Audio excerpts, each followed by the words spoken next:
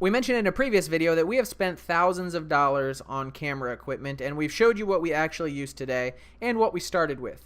But if even that is too much for you to spend, which is totally understandable, there are several options that you can get started with only the equipment that you probably already have. And what I'm of course referring to is the cell phone that's in your pocket. These days, almost every single smartphone has high resolution video and sometimes even stabilization. It looks fantastic, sometimes almost indistinguishable from the higher end cameras. And for less than $100, you can add a few accessories that will increase your production value dramatically. The first thing you're going to need is a smartphone tripod adapter.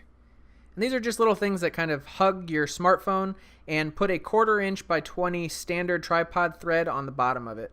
And so there's all kinds out there, some that are just kind of more industrial, made to put on the tripod you already own.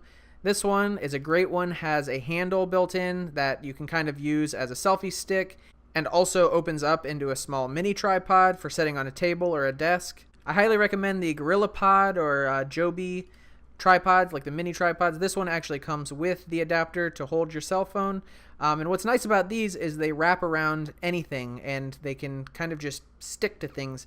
If you find a tree branch or a pole, or they open up to sit on a desk. These are so versatile, and then you can actually hold them as a selfie stick as well. The next thing I would recommend if you're on a budget is a cheap LED camera light.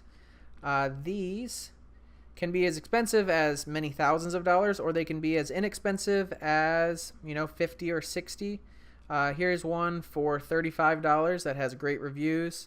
And these just provide a little bit of light. If you're using natural light, which you should be, this kind of enhances it and kind of clears up any shadows. And if you happen to need to shoot in a low light setting, it'll look really point of view and honestly not that great. But if low light is all that you have, then these go a really long way. You'd really be surprised how bright these are. We personally own this Best Light Ultra High Power 160 LED light, and it works great. For 23 bucks, you really can't beat it. The last thing you're going to need is going to be the most important. It's going to be an external microphone, and if you're using a cell phone, I recommend the SmartLav Plus.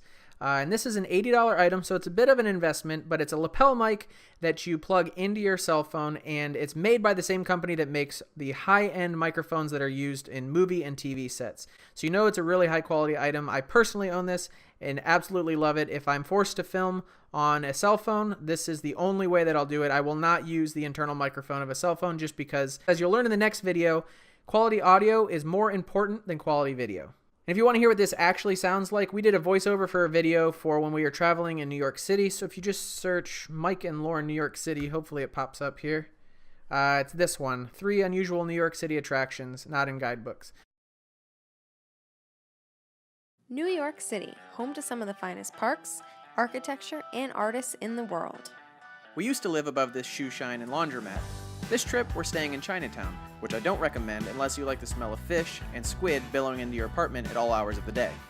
Today we want to show you 3 New York City attractions that are free that you won't find in any of the guidebooks.